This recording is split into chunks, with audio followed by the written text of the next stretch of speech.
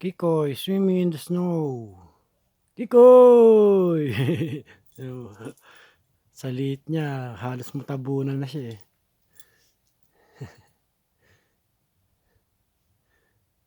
Kapal lang snow ngayon. Umulan ng snow.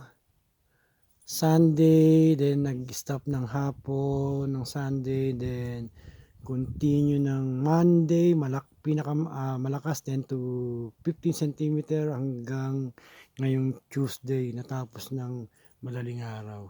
Ayan kalilinis ko lang.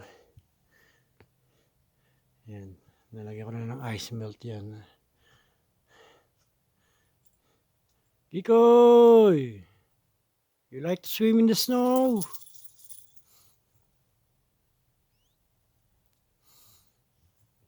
Wala si Kikay, takot si Kikay sa snow eh.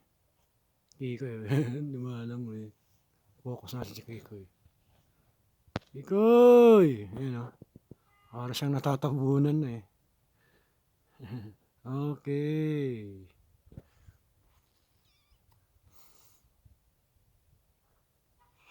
Kikoy!